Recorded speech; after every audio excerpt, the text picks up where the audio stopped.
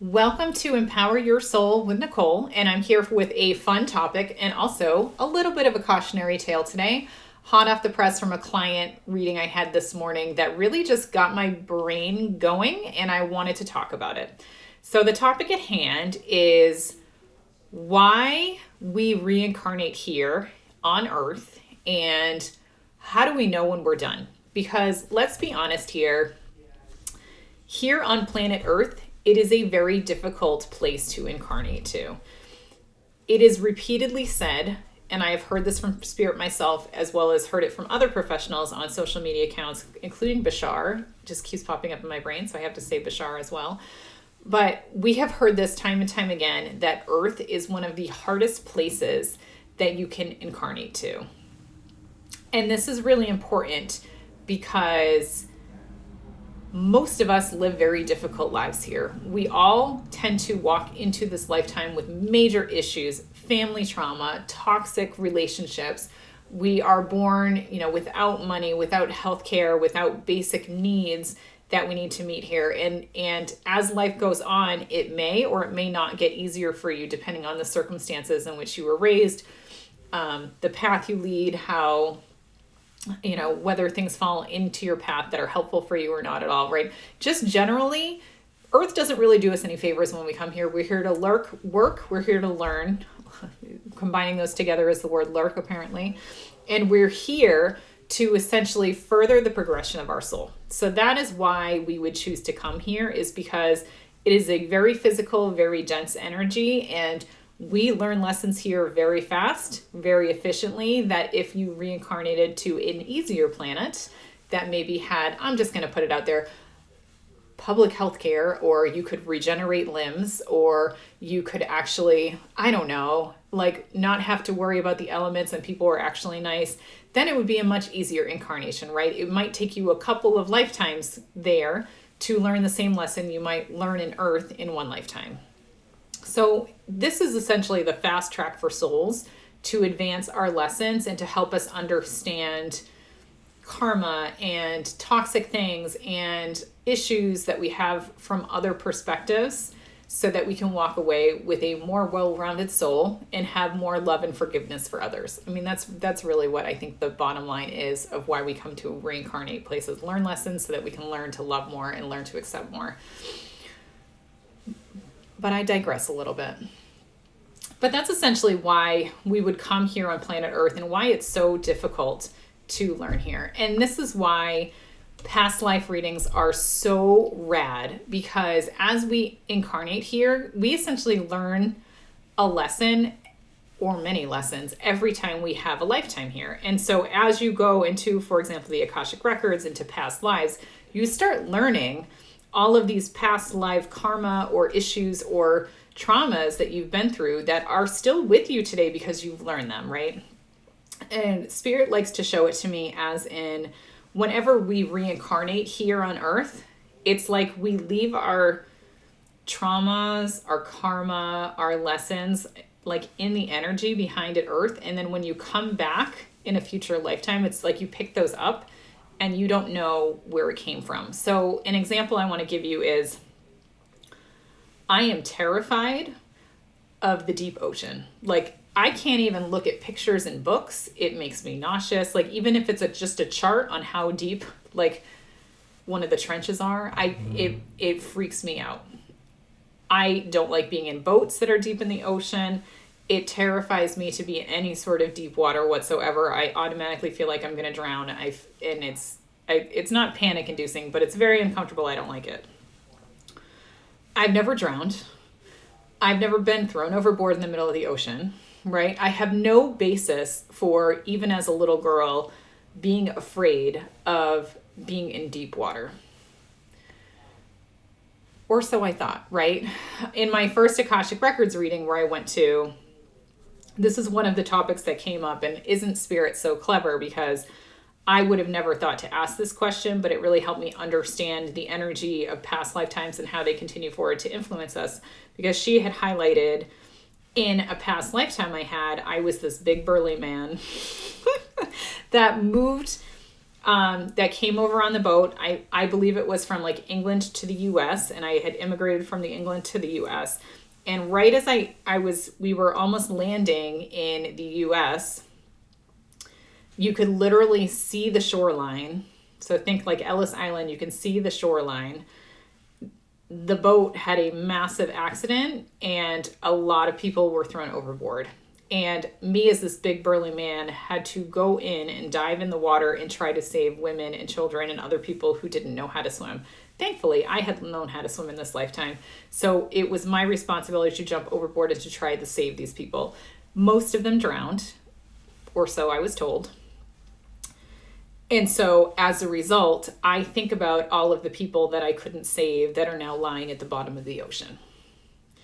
Did anyone else just get the tingles? The truth tingles? So this was a past life that I had that I carry forward this anxiety around the bottom of the deep, dark ocean. And when that topic came up in my Akashic Records reading the first time, I was, number one, blown away. Number two, Akashic readings are so cool because they help you understand your past life stuff, but also help you like address and overcome it. Because as soon as you learn about it, you can kind of release that karma and realize that I don't need to be afraid of it. That's not in this lifetime. This is in a past lifetime, and you can let it go. So that was very healing in itself. But this is what I'm talking about. Like, we come here and we carry the weight of our past lives forward with us, even to the present day. And we have no idea that we carry this stuff. And by the way, this is why I'm offering soul alignment sessions, so that we can take a look at where are you supposed to be, where was your past, how do we get you to where you got to go. I digress. A little bit of promotion there. So this is what I'm talking about when I'm talking about the past life karma and why we come here, right? And it's not just the lessons in our current life that we're trying to solve, it's also the lessons in our past lives. Where the heck was I going with this? I really go down the rabbit hole on these things. I just let spirit just take me wherever, and here we are. So bringing it together, you need to understand that, yeah, your life is difficult. Yeah, it's even more difficult because of the many different lifetimes that you've had, but this isn't something that you need to be afraid of, that you need to be frustrated about, that you need to be upset about, because being here on planet Earth and reincarnating here is a privilege. Even though it has a lot of strings, a lot of ties, a lot of past karmic issues, past life issues, these are all remnants of a life that you have lived and you have learned lessons in, and that every single one of these, I'm going to say like past life karmic ties that you have, are evidence that you have made it through, you have been successful, you have worked through your issues, and that you are still here living, continuing, breathing, and continuing to advance the journey of your soul. And isn't that freaking awesome? So if you came here and you don't have past life issues and you don't have past karma, I would honestly be a little worried about you.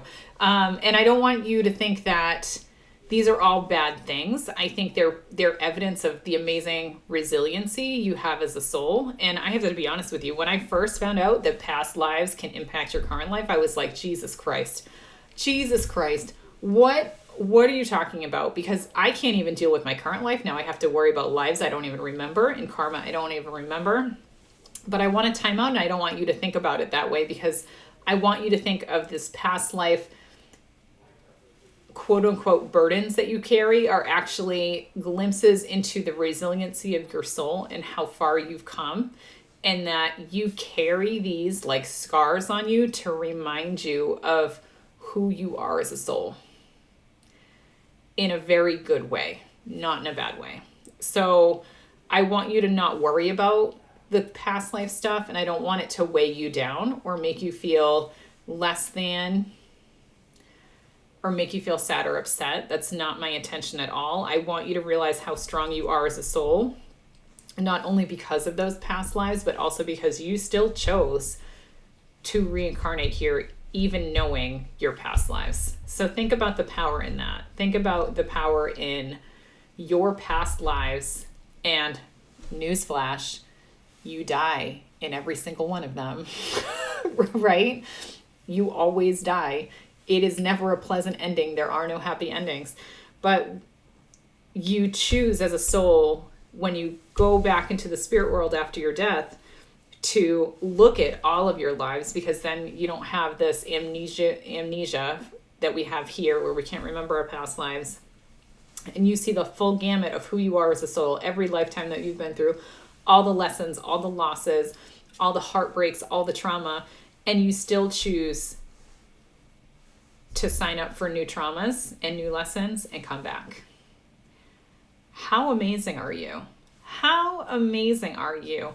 And I hope that you're with me in rewriting the toxic messages, the scary, ego-centered spiritual leaders and teachers that teach you to be afraid that you have to wash your karma clean, that you have to wash your past lives clean in order for you to overcome. That's not true at all.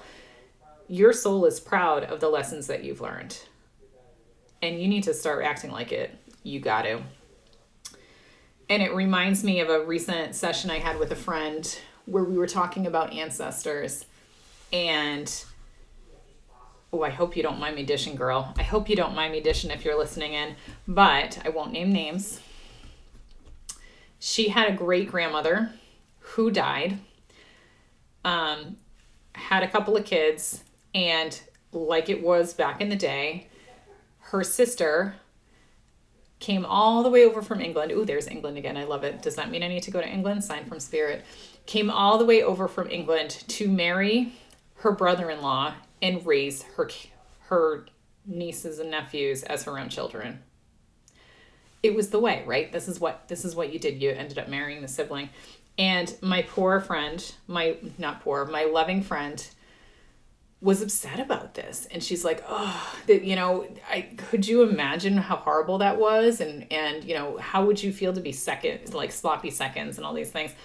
And then when I tapped into the energy of her ancestor, her great aunt, I reminded her, and her great aunt said, it was a privilege for me. It was a way out for me. It was an opportunity for me. And I called out that she was watching children in England that were not her family.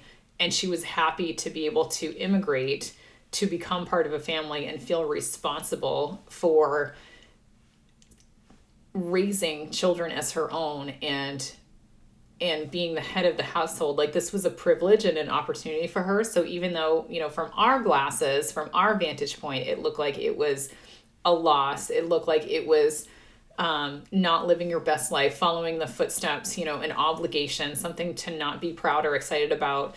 From her ancestors' perspective, she said it was an opportunity and she was proud to do it. And she's proud of the choices that she made, and she made the best choices that she could, given her freedoms at the time as a woman. And just being able to rewrite that narrative for her allowed her to really just completely change her perspective on, she doesn't come from a line of women who struggled, who were suppressed, who didn't have the opportunity to do what they wanted to do. But honestly, all of that's true, right? But from her ancestors' perspective, she came from a long line of strong, resilient women who, when faced with lemons, made lemonade and were proud of the lemonade that they made.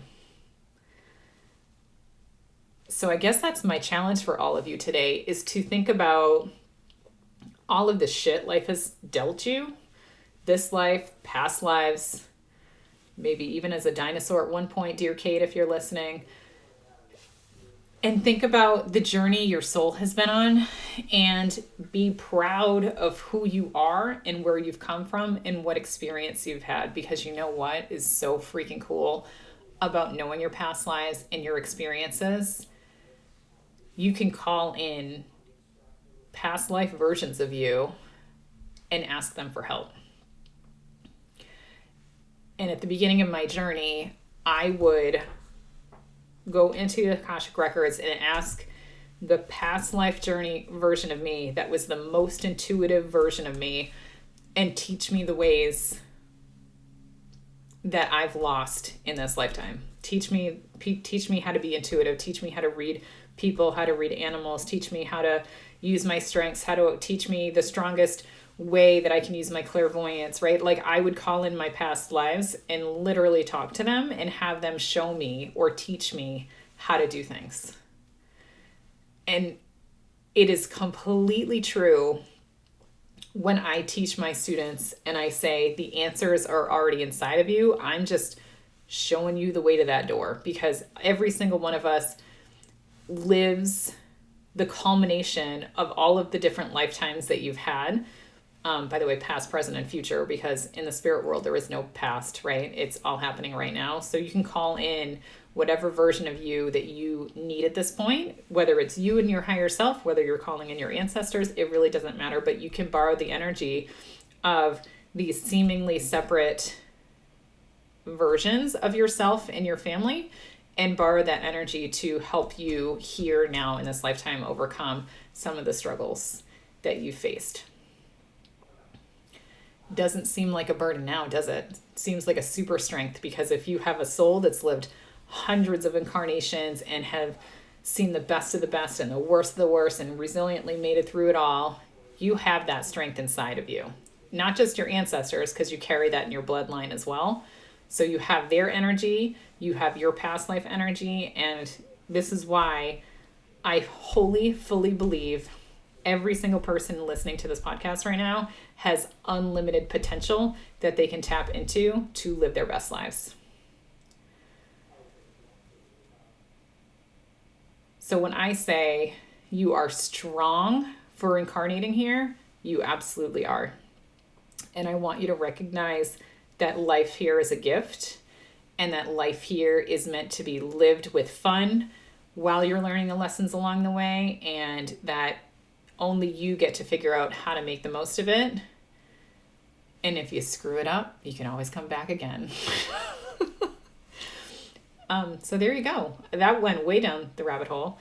But I want you all to know how much I love you, how much I adore you, how much I see you, and I see your potential. And I want you to really think about this episode. And if you are some of the intuitive types, or if you are the meditating type, do a guided meditation. Call in your best self. Call in the self where you're struggling with, that has already solved the problems you're struggling to overcome. Call in your future self. Yeah, you can do that too. Call in me 20 years in the future. Hey, how did you get through this? What happened? Because again, it's all happening right now, so you can tap into any of these moments. So stop feeling victim mode for being here on this horrible planet and thinking you want to get off the ship and go live a better life or go hang out in the spirit world, because this place is rad. You're rad. And you got a lot of awesome things to do here. So stop acting like you don't have resources or time and you have all these constraints, when in reality, it's all just a construct of your ego-centered brain, and you are capable of anything. There you go, everybody. Food for thought. I know. I'm going to go take a big sip of wine after this. I love you all, and I hope you all have a wonderful day.